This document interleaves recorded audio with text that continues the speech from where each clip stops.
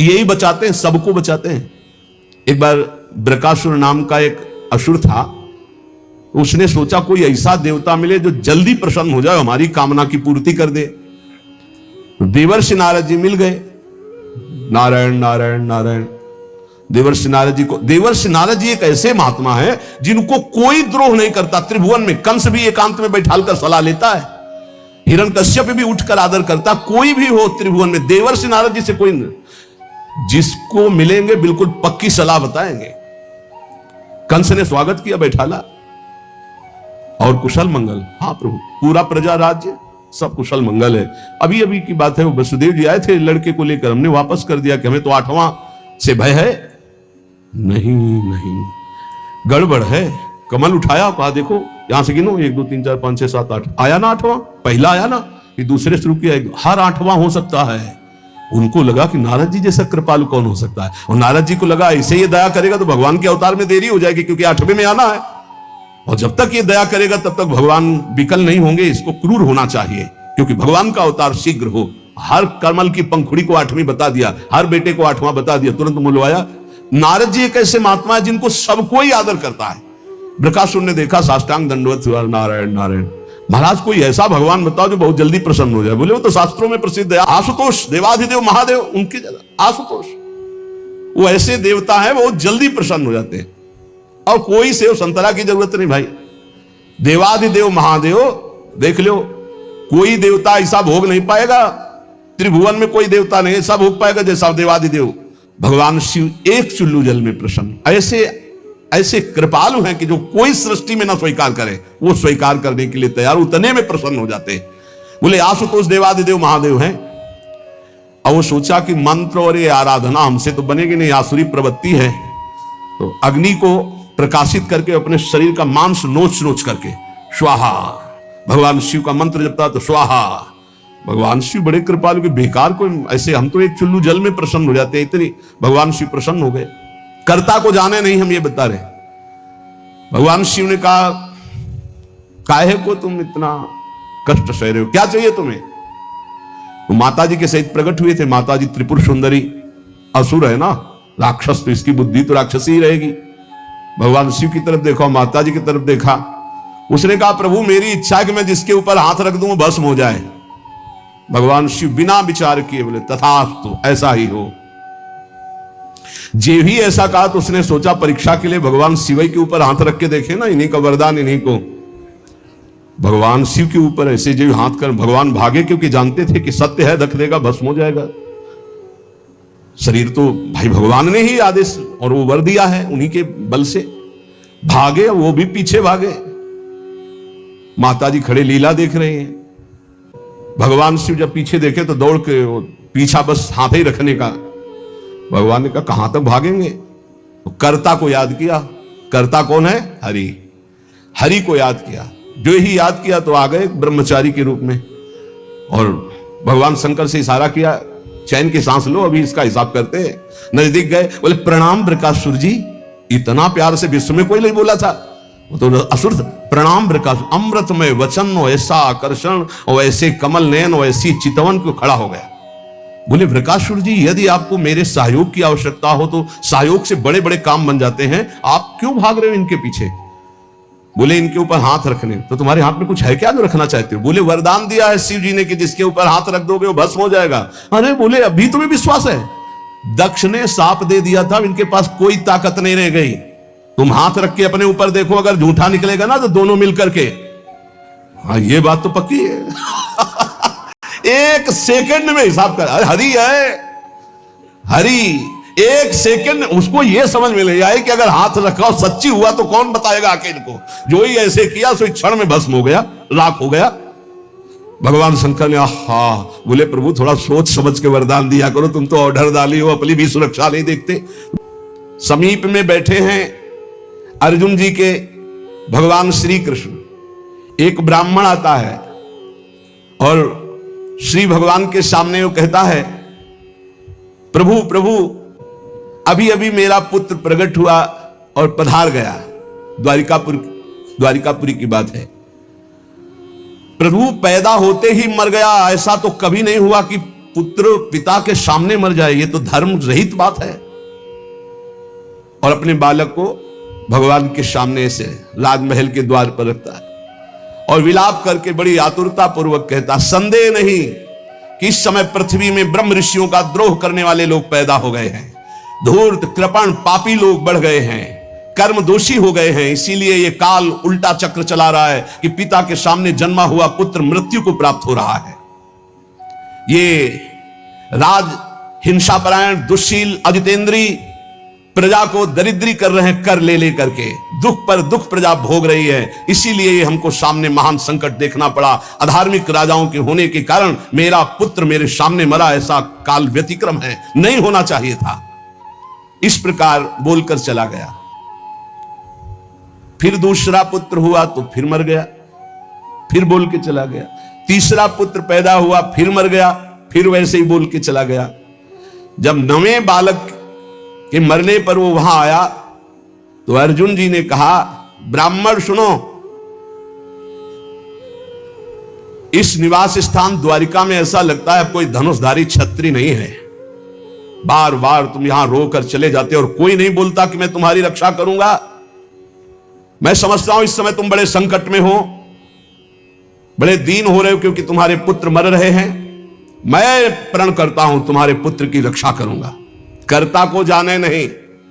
भगवत ऋषि जी कह रहे हैं, अरे उनका जाओ, तुम बात क्या बनाते हो, तुम क्या पूर्ण करोगे? जब ये श्री कृष्ण और बलराम बैठे हैं तो तुम क्या पूर्ण कर लोगे? अर्जुन से कहा। तो वो कह रहे हैं, मैं कोई संकर्षण नहीं हूं बलराम जी, और मैं कोई कार्षणी कृष्ण नहीं हूं। मैं गांडीव धनुषधारी अर्जुन, जो बोलता हूं वही करके दिखाता हूं। यहां दो भाव निकलते हैं कि देखो भाई, मैं कोई कृष्ण बलराम तो हूं नहीं, उनका दास हूं। तो भगवान अपने प्रण को चाहे भुला दे, लेकिन दास के प्रण का निर्वाह करते, इसलिए मैं प्रण लेता हूं कि मैं तुम्हारे पुत्र की रक्षा करूंगा।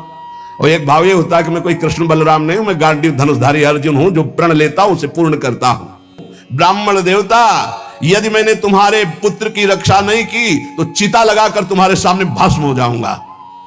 मैं अधिक क्या कहूं, अगर मृत्यु भी सामने आएगी तो मैं जीत कर तुम्हारे पुत्र की रक्षा करूंगा, मैं वचन देता हूं।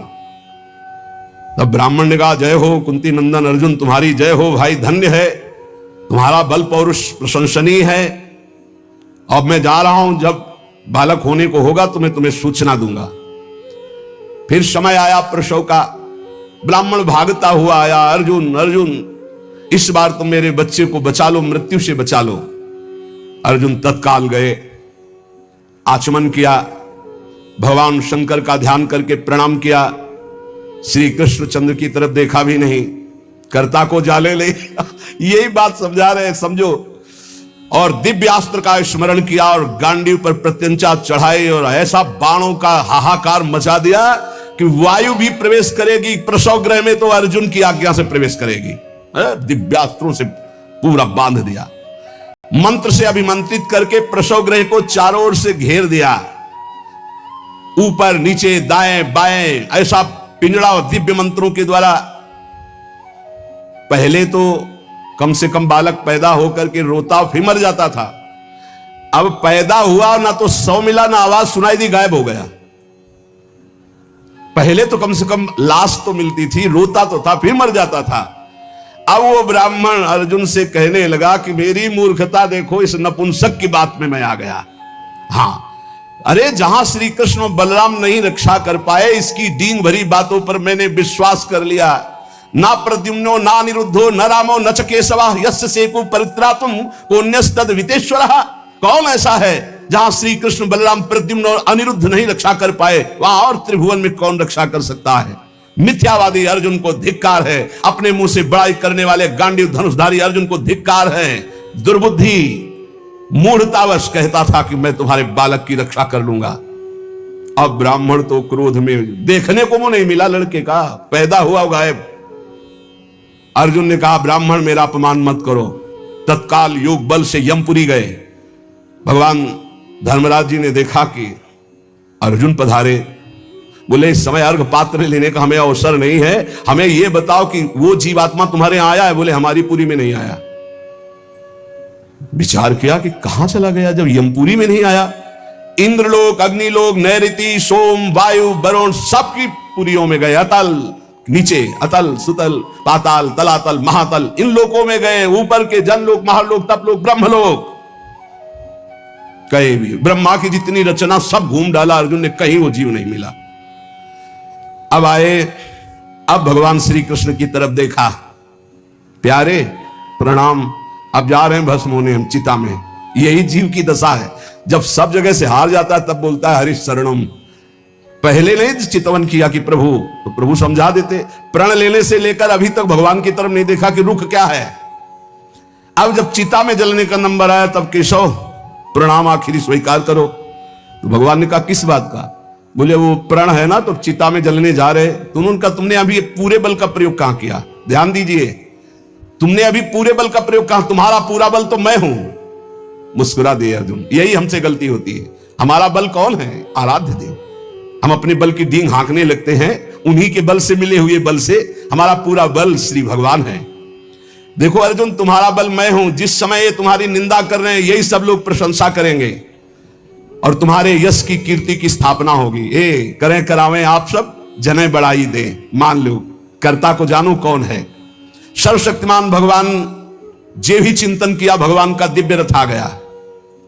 भगवान के दिव्य घोड़े, दारुक नाम का सारथी। भगवान ने अर्जुन से कहा बैठो हमारे रथ में। रथ में बैठे, दारुक ने भगवान के नेत्रों की तरफ देखा, इशारा किया, ले चलो।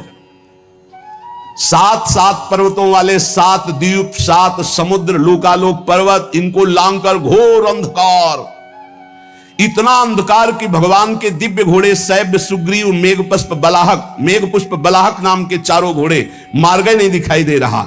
तब योगेश्वरों के भी परमेश्वर भगवान श्री कृष्ण ने जब घोड़ों की दशा देखी तो सुदर्शन चक्र का स्मरण किया। हजार हजार सूर्यों जैसा एक साथ तेज प्रकाशित करने वाले भगवान की दिव्य पार्षद सुदर्शन जी आगे चल रहे हैं। घोर अंधकार में सुदर्शन चक्र से ज्योति ऐसी प्रकट हो रही, सब अंधकार नष्ट होता जा रहा, प्रकाश। ऐसे भगवान के सेवक हैं, ऐसे भगवान के दास हैं। सुदर्शन चक्र के द्वारा बतलाए हुए मार्ग से चलकर अंधकार की अंतिम सीमा में पहुंचे। अब अंधकार के पास इतना दिव्य प्रकाश, प्रकाश ही प्रकाश, जैसे घोर अंधकार ऐसे घोर प्रकाश। अब वहां अर्जुन की आंखें चौंधिया गई, विवश हो गए, नेत्र बंद कर लिए, इतना तेज। भगवान वहां भी सामर्थ्य प्रदान करी अर्जुन को और घोड़ों को भी। उस तेज के बाद महान जलराशि, श्याम वर्ण का जल ही जल, अगाध जल, जल पार किया तो तेज आंधी, वायु ही वायु। भगवान की ही केवल सामर्थ्य पहुंचने की और सामर्थ्य रही। अब वायु के प्रवाह में बड़ी बड़ी तरंगें उठने लगी। फिर भगवान ने उसको शांत किया। आगे बढ़े तो एक दिव्य महल, और उस महल में मणियां ऐसी चमक रही थी मानो हजार हजार सूर्य एक साथ प्रकाशित हो रहे। भगवान भगवान है, भगवान जैसा कोई नहीं। चारों ओर बड़ी ही उज्जवल ज्योति फैल रही है। देखा अनंत महिमा से युक्त भगवान शेष जी सैया बनाए हुए, और अद्भुत एक एक सिर पे ऐसे मणि चमक रही, ज्योतिर्मय। प्रत्येक फण पर सुंदर सुंदर मणियां जगमगा रही। 2-2 नेत्र, बड़े ही भयंकर नेत्र, और शेष भगवान का श्रीअंग कपूर जैसा गोरा है। कैलाश पर्वत के समान श्वेत वर्ण, नीले रंग की जीभ और गला नीला, भयंकर नेत्र, फणों पर मणि चमक रही। अर्जुन ने देखा शेष भगवान की सुखमयी सैया पर सर्वव्यापक महान प्रभावशाली परम पुरुषोत्तम भगवान भूमा पुरुष विराजमान है। अर्जुन बार बार श्री कृष्ण चंद्र जी की तरफ देख रहे हैं। भूमा पुरुष है तो एक ही, ये कहां ले आए? एक तो ये श्री कृष्ण, एक ये श्री कृष्ण, क्योंकि द्वारिकाधीश भी चतुर्भुज रूप और हरि भी चतुर्भुज रूप। शरीर की कांति वर्षाकालीन मेघ के समान श्याम रंग, अत्यंत सुंदर पीतांबर धारण की, मुख पर प्रसन्नता, कमल जैसे नेत्र, बहुमूल्य मणियों जटित मुकुट, कुंडल कांति, घुंघराली अलकावली, लंबी लंबी सुंदर भुजाएं, कौस्तुभ मणि, वक्षा स्थल में श्रीवत्स का चिन्ह, घुटनों तक माला। वही श्रृंगार जैसा द्वारिकाधीश का, वैसा ही प्रभु का श्रृंगार। अर्जुन ने देखा नंद सुनंद जय विजय, ये सब पार्षद मूर्तिमान होकर पुष्टि, श्री, कीर्ति, अजा, ये चारों दिव्य शक्तियां, रिद्धियां, निधियां, लोकपाल, ये सब वहां हाथ जोड़े खड़े हैं। वो भगवान श्री कृष्ण भी प्रणाम कर रहे हैं। तो अर्जुन देख रहे हैं कि ये है क्या लीला, अपने आप को अपने आप से, और कह रहे प्रणाम करो, ये अनंत महिमाशाली भूमा पुरुष भगवान है। अर्जुन भयभीत हो गए कि एक तो ये मेरे सखा श्री कृष्ण और दूसरे ये भूमा पुरुष। श्री कृष्ण ने फिर प्रणाम किया और हाथ जोड़कर कहा कि हे भूमा पुरुष, आप कृपा करके आदेश कीजिए। गंभीर वाणी में बोले, हे अर्जुन और हे श्री कृष्ण, तुम दोनों को देखने के लिए मैंने उन पुत्रों का अपहरण किया, मैंने अपने पास मंगाया। तुम मेरे ही अंश से प्रकट हुए हो और धर्म की रक्षा के लिए पृथ्वी पर अवतार ग्रहण किया। पृथ्वी के भार से दैत्यों का संहार कर चुके हो, अब तुम्हें लौटकर हमारे ही स्वरूप में फिर विलीन होना है। तुम पूर्ण काम सर्वश्रेष्ठ हो, जाओ अभी कुछ कार्य बकाया है, लोक संग्रह के लिए वो कार्य करके पुनः मेरे पास आ जाओ। भगवान श्री कृष्ण भी हाथ जोड़े खड़े, अर्जुन भी खड़े हैं। अति विचित्र भगवंत गति, बड़े बड़े ख्याली। अर्जुन के होश उड़ गए, नए भूमा पुरुष कौन हो गए भाई, ये परम पुरुष तो हमारे सामने खड़े हैं, यही है यही। अगर ये अपने रहस्य को न बतावे तो कोई, इनका एक नाम है अनंत, कोई अंत ही नहीं पा सकता है। अर्जुन और श्री कृष्ण को आदेश किया, सर झुकाकर, अर्जुन देखते जा रहे, सर झुकाकर भगवान कह रहे जो आज्ञा। फिर वो सब बालक वापस कर दिए। उन बालकों के लिए वैसे ही मार्ग से फिर द्वारिका में लौट के आए, और बालक अपनी अपनी आयु के अनुसार बड़े भी हो गए थे। वैसी आकृति रूप क्योंकि पहचान ले, श्री कृष्ण अर्जुन ने उनको समर्पित किया। अर्जुन के आश्चर्य की सीमा न रही, तब उन्होंने अनुभव किया और भगवान से कहा, प्रभु मुझे पता चल गया। बोले क्या? बोले पूरे जगत में जिसके बुद्धि बल, ज्ञान बल, पौरुष बल जो कुछ भी है वो हे श्री कृष्ण केवल आपकी कृपा से है, ये मुझे पता चल गया।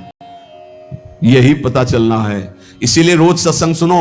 एक बार सुनने से काम नहीं चलेगा। गीता सुनने के बाद क्या कहा था? नष्टो मोहा स्मृति लब्धा। फिर क्या हो गया? फिर मोह। ये हवा है, आंधी है, कभी भी गंदा कर सकती बुद्धि को। देखो अर्जुन जी ने गीता सुनने के बाद कहा था नष्टो मोहा स्मृति लब्ध, फिर मोह हो गया, मोह माने अज्ञान। फिर कहने लगे कि मैं कोई श्री कृष्ण बलराम, आज फिर बोल रहे हैं आप। इसीलिए निरंतर भजन और सत्संग के लिए महापुरुष जन कहते हैं, जिससे हमारी बुद्धि रोज पावन होती रहे। जैसे पोछा लगा दिया सोनी लगाने के बाद और दरवाजा खुला छोड़ दिया तो फिर गंदा होने की संभावना। इस समय हर इंद्रियों को शासन में रखते हुए नाम जप करते हुए ये परम पद तब प्राप्त होता है। ये बहुत जल्दीबाजी में फिर सब बिगड़ जाता है। धैर्य पूर्वक भगवान का आश्रय लेकर नाम जप में लगो, इसी से परम मंगल होता है, इसी से परम लाभ होता है। क्योंकि भगवान शंकर भी जिनका चरणोदक माथे पे धारण किए हुए हैं वो भगवान श्री हरि हैं। एक बार सरस्वती नदी के तट पर ब्रह्म ऋषि जन यज्ञ कर रहे थे, तो उसमें सब ऋषियों ने कहा कि यद्यपि भगवान ही सब रूपों में है, पर भगवान के किस रूप को सर्वश्रेष्ठ मानकर आश्रय लिया जाए और अग्र पूजा की जाए यज्ञ में। भगवान के सब रूप हैं, हमें कोई संशय नहीं।